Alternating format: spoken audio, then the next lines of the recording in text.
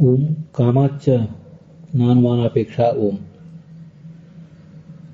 ಆನಂದಮಯ ಇತ್ಯಾದಿ ಶಬ್ದಗಳಿಂದ ವಾಚ್ಯನಾದವನು ವಿಷ್ಣುವೇ ಹೊರತು ಬೇರೆ ಯಾರೂ ಅಲ್ಲ ಅಂತ ನಾವು ಸ್ಥಾಪನೆ ಮಾಡಿದ್ವಿ.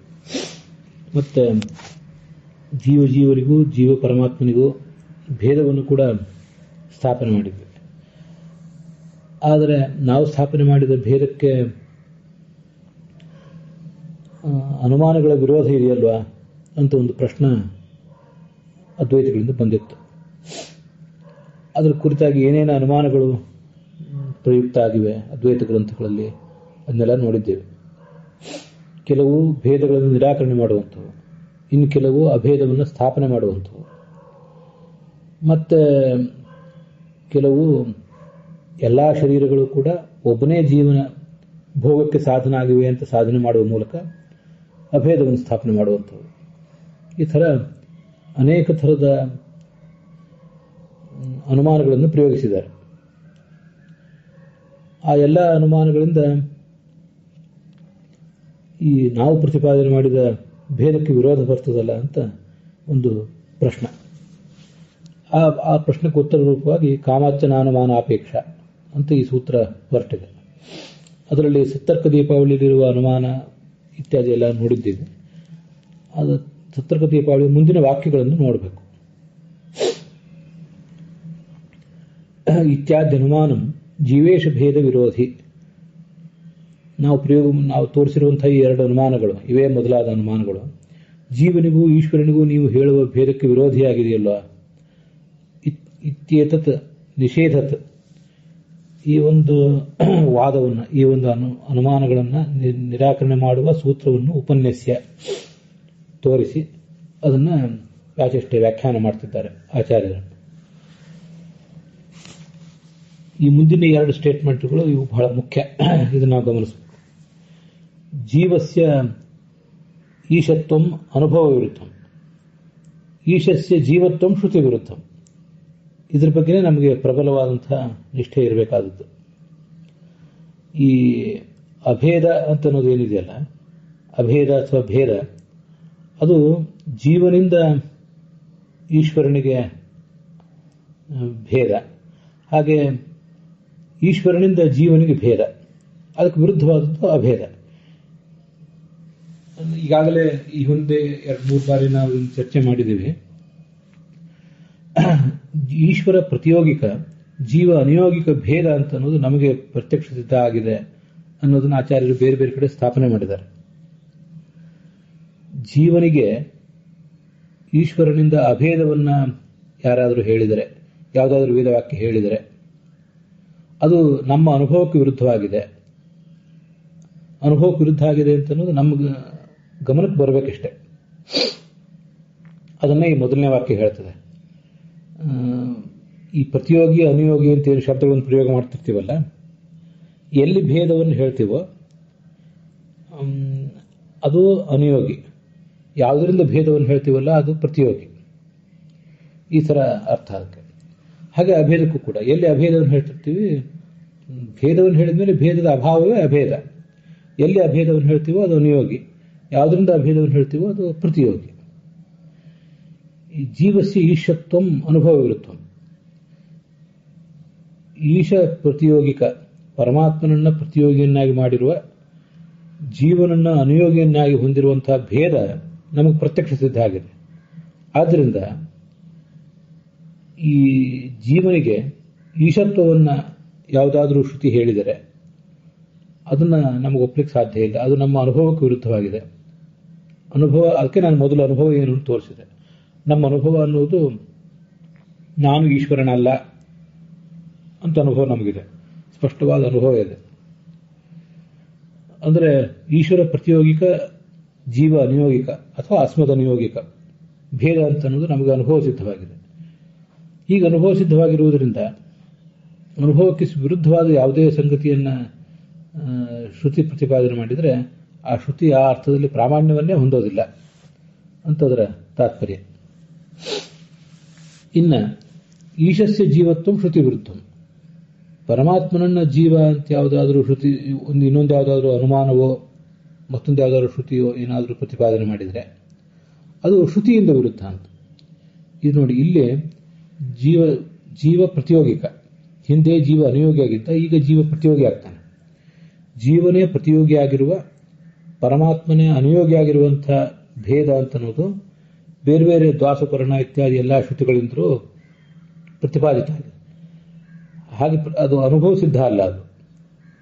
ಅದನ್ನು ನಾವು ಈ ಹಿಂದೆ ನೋಡಿದ್ವಿ, ಮತ್ತೊಂದು ಸರಿ ನೋಡಬೇಕು.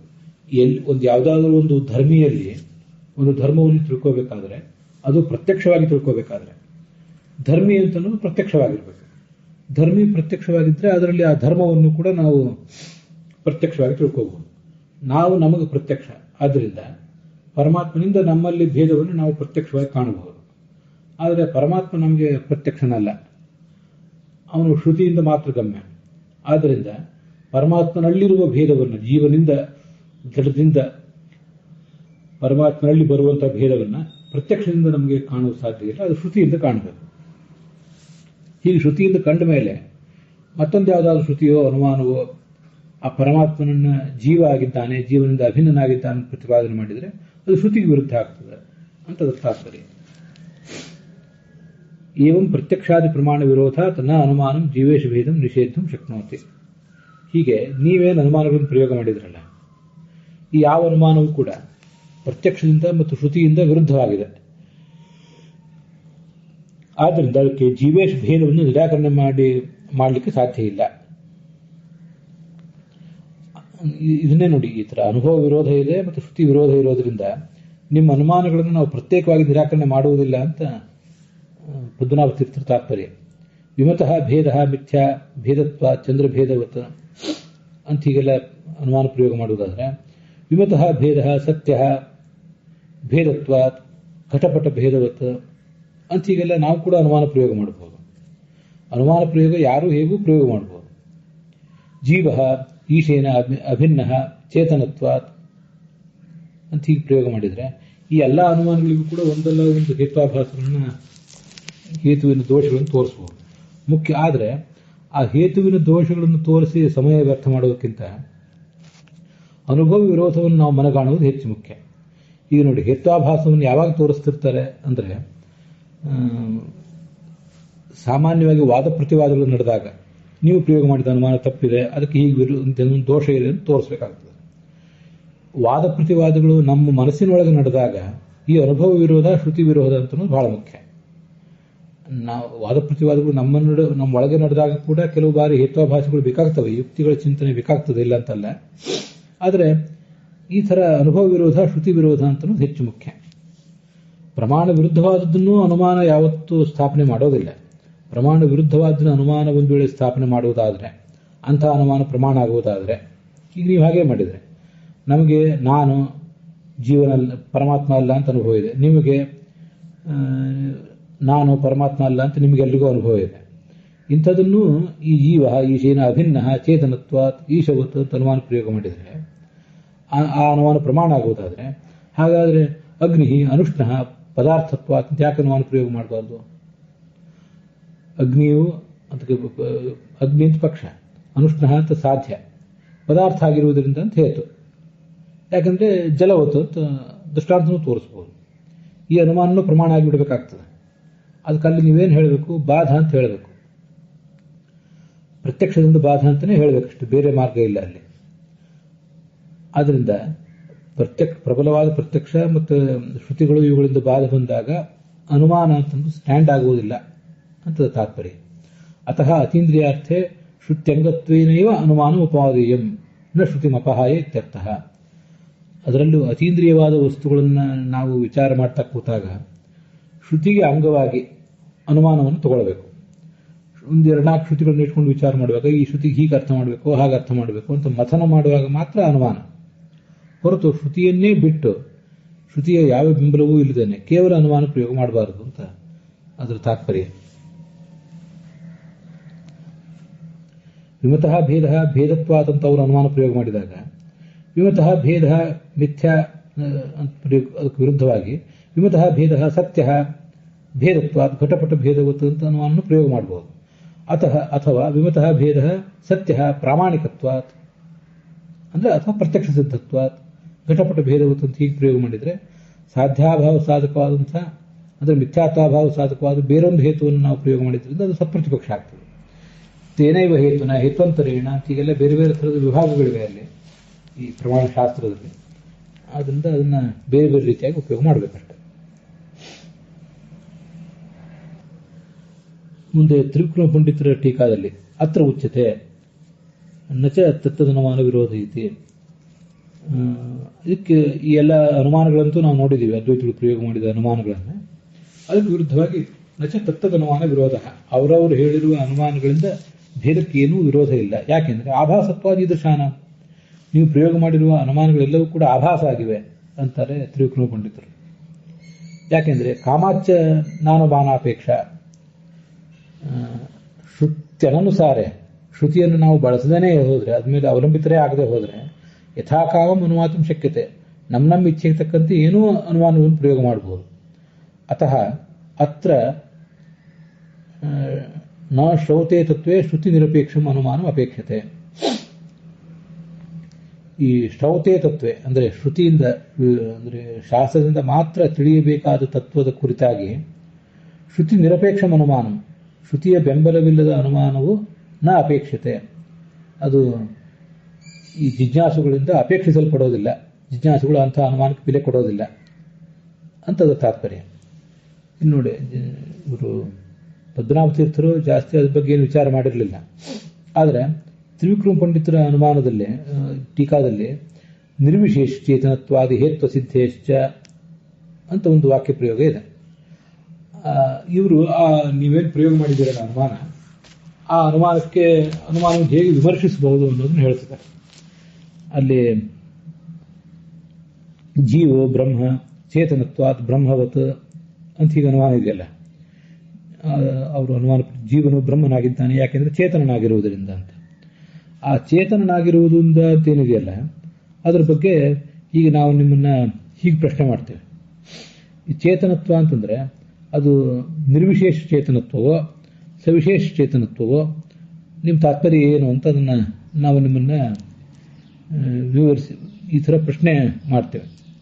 ಅದಕ್ಕೆ ನೀವು ಉತ್ತರ ಕೊಡ್ಲಿಕ್ಕೆ ಹೋದಾಗ ಸಿಕ್ಕಿ ಬೀಳ್ತೀರಿ ಅಂತ ತಾತ್ಪರ್ಯ. ಕಾಮಾಚ ನಾನುಮಾನಾಪೇಕ್ಷ ತಥಾಹಿ ಬ್ರಹ್ಮ ದುಃಖೋಪೇತಂ ಚೇತನತ್ವ ಜೀವವತ್. ನಾವೇನೇನೋ ಅನುಮಾನಗಳನ್ನು ನಿಮ್ಮ ಮೇಲೆ ಕೂಡ ಪ್ರಯೋಗ ಮಾಡಬಹುದು. ಇವೆಲ್ಲ ಗೋವಿಂದಾಚಾರ್ಯ ಹೇಳಿದ ಅನುಮಾನಗಳು. ಬ್ರಹ್ಮ ದುಃಖದಿಂದ ಕೂಡಿದೆ, ಅದು ಕೂಡ ಒಂದು ದುಃಖದಿಂದ ಕೂಡಿದಂತಹ ಚೇತನ ಆಗಿದೆ. ಯಾಕೆಂದ್ರೆ ಚೇತನತ್ವ, ನೀವು ಕೂಡ ಹಾಗೆ ಪ್ರಯೋಗ ಮಾಡಿದ್ರಲ್ಲ, ಚೇತನತ್ವ ಅನ್ನೋದನ್ನು ಹೇತು ಅಂತ ತಗೊಂಡಿದ್ರೆ.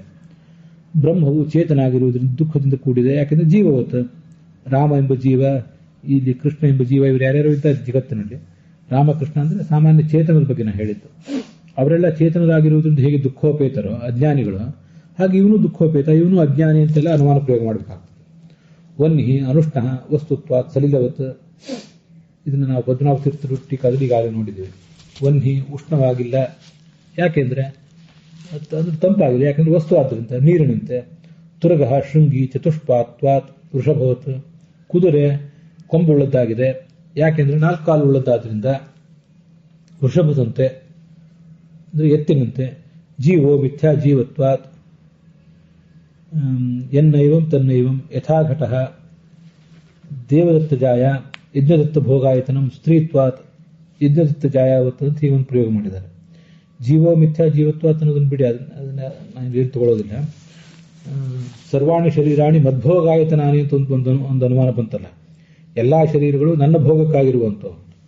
ಹಾಗೆ ಪ್ರಯೋಗ ಮಾಡಿದ್ರೆ ದೇವದತ್ತ ಜಾಯ ಅಂದ್ರೆ ದೇವದತ್ತನ ಹೆಂಡತಿ, ಯಜ್ಞದತ್ತನ ಭೋಗಕ್ಕೆ ಸಹಾಯಕಳಾದವಳು, ಯಾಕೆಂತ ಸ್ತ್ರೀ ಆದ್ದರಿಂದ. ಯಜ್ಞದತ್ತನ ಹೆಂಡತಿ ಅಂತೆ, ಯಜ್ಞದತ್ತನ ಹೆಂಡತಿ ಸ್ತ್ರೀ ಆದ್ದರಿಂದ ಅವಳು ಹೇಗೆ ಯಜ್ಞದತ್ತನ ಭೋಗಕ್ಕೆ ಸಹಾಯಕಳು, ಹಾಗೆ ದೇವದತ್ತನ ಹೆಂಡತಿಯು ಕೂಡ ಯಜ್ಞದತ್ತನ ಭೋಗಕ್ಕೆ ಸಹಾಯಕಳಾಗಬೇಕಾದಿತ್ತು ಅಂತ ಹೀಗೆಲ್ಲ ಅನುಮಾನಗಳನ್ನು ಪ್ರಯೋಗ ಮಾಡಬೇಕಾಗ್ತದೆ. ಪ್ರಯೋಗ ಮಾಡಲಿಕ್ಕೆ ಬರೋದ್ರಿಂದ ಅದು ಯಾವ ಅನುಮಾನವೂ ಸರಿಯಲ್ಲ ಅಂತ ಅದರ ತಾತ್ಪರ್ಯ. ಭೇದ ಸತ್ಯ ಭೇದತ್ವಾತ್ ಬಿಂಬ ಪ್ರತಿಬಿಂಬ ಭೇದವತ್, ಬಿಂಬ ಪ್ರತಿಬಿಂಬಗಳಿಗೆ ಅಭೇದವನ್ನು ನೀವು ಒಪ್ಪಿದ್ದೀರಿ, ಆದರೆ ಭೇದವನ್ನೇ ನಾವು ಒಪ್ತೇವೆ. ಆದ್ರಿಂದ ಭೇದ ಸತ್ಯ ಭೇದತ್ವ ಬಿಂಬ ಪ್ರತಿಬಿಂಬ ಭೇದವತ್ ಅಂತ ಹೇಳ್ಬೋದಲ್ಲ ನಾವು ಕೂಡ. ಅದರಿಂದ ನಿಮ್ಮ ಈ ಅನುಮಾನಗಳು ಸರಿಯಲ್ಲ ಅಂತ ಅದರ ತಾತ್ಪರ್ಯ. ಇಚ್ಛಾಮೂಲಾನಿ ಅನುಮಾನಾನಿ ಭವಂತಿ, ಎಲ್ಲ ಅನುಮಾನಗಳು ಕೂಡ ಅವರವರ ಇಚ್ಛೆಗೆ ಅನುಸಾರವಾಗಿ ಪ್ರಯುಕ್ತ ಆಗ್ತವೆ. ಸ ಯಥಾ ಕಾಮೋ ಭವತಿ ತಥಾ ಅನುಮಾನ ಭವತಿ. ಹೇಗೆ ಏನನ್ನು ಪ್ರತಿಪಾದನೆ ಮಾಡಬೇಕು ಅಂತ ಹೊರಟಿರ್ತಾನೋ ಆ ಸಾಧಕ, ಅದರಂತೆ ಅನುಮಾನವನ್ನು ಕೂಡ ಪ್ರಯೋಗ ಮಾಡ್ತಾನೆ. ಆಸ್ತಿಕ ಈಶ್ವರನ ಸಾಧನೆ ಮಾಡ್ಲಿಕ್ಕೆ ಹೊರಟ್ರೆ, ನಾಸ್ತಿಕ ಅದನ್ನು ನಿರಾಕರಣೆ ಮಾಡಬೇಕು ಅಂತ ಹೋಗ್ತಾನೆ. ಅದರಿಂದ ಇಂಥ ಅನುಮಾನದಿಂದ ಏನೂ ಕೂಡ ಸಿದ್ಧ ಆಗೋದಿಲ್ಲ ಅಂತ ಅದರ ತಾತ್ಪರ್ಯ. ಸಾಕಷ್ಟು ವಿಸ್ತಾರವಾಗಿ ಅವರು ಪ್ರಯೋಗ ಮಾಡಿದ ಅನುಮಾನಗಳಿಗೆ ಬೇರೆ ಬೇರೆ ದೋಷಗಳನ್ನು ಹೇಳ್ತಾರೆ. ಅನುಮಾನ ಅಂದರೆ ಆ ಶಬ್ದಕ್ಕೇನೆ ಅರ್ಥ ಅನುಸೃತ್ಯಮಾನ ಅಂತ ಅರ್ಥ. ಪ್ರತ್ಯಕ್ಷವನ್ನ ಅಥವಾ ಶ್ರುತಿಯನ್ನು ಅವಲಂಬಿಸಿ ಮಾನ ಆಗಬೇಕು ಅಂತಲೇ ಅದರ ತಾತ್ಪರ್ಯ. ಅದನ್ನು ಅನುಸರಿಸದೆ ಅದು ಪ್ರಮಾಣವೇ ಆಗೋದಿಲ್ಲ ಅನುಮಾನ, ಇಷ್ಟು ತಾತ್ಪರ್ಯ. ಆಸ್ತಾಮೀಯಂ ಸಾಪೇಕ್ಷತ್ವ ಚಿಂತ, ಗೋವಿಂದಾಚಾರ್ಯ ವಾಕ್ಯ. ಆಯ್ತು, ಇಷ್ಟೆಲ್ಲ ನಾವೇನೇನೋ ವಿಚಾರ ಮಾಡಿದ್ರೆ ತುಷ್ಯತು ದುರ್ಜನ, ನಿಮ್ಮ ಅನುಮಾನಕ್ಕೆ ಒಂದು ಬೆಲೆ ಕೊಡೋಣ. ಆದರೂ ಕೂಡ ನಿಮ್ಮ ಅನುಮಾನದಲ್ಲಿ ಅಥಾಪಿ ದೋಷಾಕರಂ ತೇ ಅನುಮಾನ, ಇಷ್ಟಾದರೂ ನೀವು ಪ್ರಯೋಗ ಮಾಡಿದ ಅನುಮಾನ ಅಂತನ್ನೋದು ಶುದ್ಧ ರೂಪದಲ್ಲಿಲ್ಲ. ಯಾಕೆಂದ್ರೆ ಜೀವೋ ಬ್ರಹ್ಮ ಚೇತನತ್ವ, ಜೀವನು ಬ್ರಹ್ಮನಾಗಿದ್ದಾನೆ ಚೇತನಾದ್ರಿಂದ ಅಂತ ಪ್ರಯೋಗ ಮಾಡಿದಿರಲ್ಲ. ಇಲ್ಲಿ ಕೇಳ್ತೇವೆ, ಚೇತನತ್ವ ಅಂದ್ರೆ ನಿರ್ವಿಶೇಷ ಚೇತನತ್ವ ಅಂತ ನಿಮ್ಮ ಅಭಿಪ್ರಾಯನೋ ಅಥವಾ ಸವಿಶೇಷ ಚೇತನತ್ವ ಅಂತ ನಿಮ್ಮ ಅಭಿಪ್ರಾಯನೋ ಅಂತ ಈ ಥರ ಪ್ರಶ್ನೆ ಮಾಡ್ತೀವಿ. ಪ್ರಶ್ನೆ ಮಾಡಿದ ಮುಂದೆ ನಿರಾಕರಣೆ ಮಾಡ್ತೀವಿ. ಅಲ್ಲಿ ನಿರ್ವಿಶೇಷ ಚೇತನತ್ವ ಸವಿಶೇಷ ಚೇತನತ್ವ ಅನ್ನೋದನ್ನ ಸ್ವಲ್ಪ ವಿವರಿಸಬೇಕು. ಚೇತನತ್ವ ಅಂದ್ರೆ ಚೇತನನಲ್ಲಿರುವ ಧರ್ಮ. ನಿರ್ವಿಶೇಷ ಚೇತನತ್ವ ಅಂದ್ರೆ ನಿರ್ವಿಶೇಷನಾದ ಬ್ರಹ್ಮನಲ್ಲಿ, ನಿರ್ವಿಶೇಷ ಅಂದ್ರೆ ಯಾವುದೇ ಗುಣ ಧರ್ಮವಿಲ್ಲದ ಚೇತನನಲ್ಲಿರುವ ಚೇತನತ್ವ. ಸವಿಶೇಷ ಚೇತನತ್ವ ಅಂದ್ರೆ ವಿಶೇಷಣದ ಗುಣಧರ್ಮಗಳು, ಆ ಗುಣಧರ್ಮಗಳಿಂದ ಕೂಡಿದ ಚೇತನನಲ್ಲಿರುವ ಚೇತನತ್ವ ಅಂತ ಹೀಗೆ ಎರಡು ಥರದ ಪ್ರಶ್ನೆಗಳನ್ನು ಮಾಡ್ತೀವಿ. ಸವಿಶೇಷ ಚೇತನತ್ವ ಅಂತ ನಿಮ್ಮ ಅಭಿಪ್ರಾಯ ಆಗಿದ್ರೆ, ಬ್ರಹ್ಮ ಜೀವ ಬ್ರಹ್ಮ ಸವಿಶೇಷ ಚೇತನತ್ವ ಅಂತ ನಿಮ್ಮ ತಾತ್ಪರ್ಯ ಒಂದು ವೇಳೆ ಆದರೆ, ಆಗ ತನ್ಮತೇಪಿ ನೈಕ್ಯಂ, ಅದ್ವೈತದ ಮತದಲ್ಲೂ ಕೂಡ ಅವಕೈಕ್ಯ ಇಲ್ಲ. ನಾವು ಈ ಹಿಂದೆ ನಿನ್ನೆ ಮೊನ್ನೆ ಎಲ್ಲ ನೋಡಿದ್ದೇವೆ, ವಿರುದ್ಧ ಧರ್ಮಾಧಿಕರಣಗಳಿಗೆ ಅಭೇದ ಬರೋದಿಲ್ಲ. ಆದ್ದರಿಂದ ಆ ವಿರುದ್ಧ ಧರ್ಮಗಳಿಗೆ ಕತ್ತರಿ ಹಾಕಿ ಕೇವಲ ಚೇತನಗಳಿಗೆ ಮಾತ್ರ ಐಕ್ಯವನ್ನು ಹೇಳ್ತಾರೆ ಅವರು ಕೂಡ. ಆದ್ದರಿಂದ ಸವಿಶೇಷನಾದ ಜೀವ ಸವಿಶೇಷನಾದ ಬ್ರಹ್ಮನಿಂದ ಐಕ್ಯವನ್ನು ಪಡೆಯುವುದು ಸಾಧ್ಯ ಇಲ್ವೇ ಇಲ್ಲ. ಅವರು ಕೂಡ ಒಪ್ಪಲಿಲ್ಲ. ನಾವು ಒಪ್ಪುವುದಿಲ್ಲ ಅಂತ ವಿಚಾರ ಬೇರೆ, ಅವರು ಒಪ್ಪಲಿಲ್ಲ ಅಂತ ಅದರ ತಾತ್ಪರ್ಯ. ಇನ್ನು ನಿರ್ವಿಶೇಷ ಚೇತನತ್ವ, ನಿರ್ವಿಶೇಷನಾದ ಗುಣಧರ್ಮ, ಯಾವುದೇ ಗುಣಧರ್ಮದಿಂದ ರಹಿತನಾದ ಚೇತನಲ್ಲಿರುವ ಚೇತನತ್ವ ಅಂತ ನೀವು ಹೇತು ಪ್ರಯೋಗ ಮಾಡಿದರೆ, ಆ ಹೇತುವೇ ನಮಗೆ ಅಸಿದ್ಧ. ಹೇತುವನ್ನು ಪ್ರಯೋಗ ಮಾಡಬೇಕಾದ್ರೆ ವಾದಿ ಮತ್ತು ಪ್ರತಿವಾದಿ ಇಬ್ಬರಿಗೂ ಕೂಡ ಸಮ್ಮತ ಆಗಿರಬೇಕು ಹೇತು. ಅದಾದ ಮುಂದೆ ಸಾಧನೆ ಮಾಡಬೇಕು. ನಿರ್ವಿಶೇಷ ಚೇತನತ್ವ ಅನ್ನುವ ಹೇತು ತುರಗ ಶೃಂಗಮಿವ ಅಸ್ಮಾಕಂ ಅಸಿದ್ಧಂ. ಈ ಕುದುರೆಯ ಕೊಂಬು ಹೇಗೆ ಅಸಿದ್ಧನೋ ಅಸತ್ವ, ಹಾಗೆ ನಿರ್ವಿಶೇಷ ಚೇತನತ್ವ ಅನ್ನುವ ಹೇತುವೇ ಜಗತ್ತಿನಲ್ಲಿಲ್ಲ. ನಾವು ಅದನ್ನು ಒಪ್ಪಲಿಲ್ಲ. ನಮಗೆ ಸಮ್ಮತ ಅಲ್ಲದೇ ಇರುವ ಹೇತುವನ್ನು ನೀವು ಹೇಗೆ ಪ್ರಯೋಗ ಮಾಡಿದ್ರಿ? ಅದರಿಂದ ಹೇತ್ವ ಸಿದ್ಧಿ ದೋಷ ಆಗ್ತದೆ ಅಂತ ಅದರ ತಾತ್ಪರ್ಯ. ಇದನ್ನೇ ತ್ರಿವಿಕ್ರಮ ಪಂಡಿತರ ವಾಕ್ಯದಲ್ಲಿ ನಿರ್ವಿಶೇಷ ಚೇತನತ್ವಾದಿ ಹೇತ್ವ ಸಿದ್ಧೇಶ್ಚ ಅನ್ನುವಂತೆ ಹೀಗೆ ಪ್ರಯೋಗ ಮಾಡಿದರು. ಅನುಮೇಯತ್ವೇಚ ಅಜ್ಞೇಯತ್ವ ಪ್ರತಿಜ್ಞಾ ಹಾನಿ. ಬ್ರಹ್ಮನನ್ನ ಅನುಮಾನದಿಂದ ನೀವೇನೇನೋ ತಿಳ್ಕೊಳ್ಳಿಕ್ಕೆ ಅಂತ ಹೊರಟ್ರಲ್ಲ, ಈಗ ಬ್ರಹ್ಮ ಜೀವನದ ಅಭಿನ್ನನಾಗಿದ್ದಾನೆ ಅಂತ ಹೀಗೆಲ್ಲ ಹಾಗೆ ಒಪ್ಪಿದರೆ, ಆ ಬ್ರಹ್ಮನನ್ನ ಅಜ್ಞೇಯ ಅಂತ ನೀವು ನಿಮ್ಮ ಶಾಸ್ತ್ರದಲ್ಲಿ ಪ್ರತಿಜ್ಞೆ ಮಾಡಿದ್ದೀರಲ್ಲ, ಬ್ರಹ್ಮ ಯಾವುದೇ ಪ್ರಮಾಣಕ್ಕೆ ನಿಂತ್ಕೋವನಲ್ಲ, ಅವನು ಅಜ್ಞೇಯನಾಗಿದ್ದಾನೆ.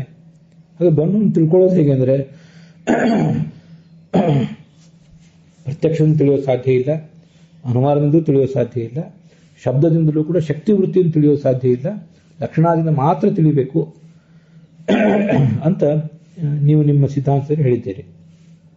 ಶಬ್ದದಿಂದಲೇ, ಅದು ಲಕ್ಷಣದಿಂದಲೇ ಆ ಬ್ರಹ್ಮನ ಸಿದ್ಧಿ ಆಗಬೇಕೇ ಹೊರತು ಶಕ್ತಿ ವೃತ್ತಿಯಿಂದ ಆಗೋದಿಲ್ಲ. ಶಕ್ತಿ ವೃತ್ತಿಯಿಂದ ಬ್ರಹ್ಮನನ್ನು ತಿಳಿಯಬೇಕು ಅಂದ್ರೆ ಆ ಶಬ್ದದಿಂದ ಪ್ರತಿಪಾದ್ಯವಾದ ಯಾವುದೋ ಗುಣಧರ್ಮ ಅವನಲ್ಲಿ ಬಂದುಬಿಡ್ತದೆ ಅಂತ ನಾವು ಈ ಹಿಂದೆ ಅದನ್ನ ನೋಡಿದ್ವಿ, ನಿಮ್ಗೆ ನೆನಪಿರ್ತದೆ. ಈ ಒಂದು ಸಂದರ್ಭದಲ್ಲಿ ಅನುಮಾನದಿಂದ ಬ್ರಹ್ಮ ತಿಳಿಯಲ್ಪಡ್ತಾನೆ, ಆ ಅನುಮಾನದಿಂದ ಬ್ರಹ್ಮನ ಬಗ್ಗೆ ಏನೋ ನೀವು ಪ್ರತಿಪಾದನೆ ಮಾಡಬಹುದು ಅಂತ ಹೊರಟ್ರಲ್ಲ.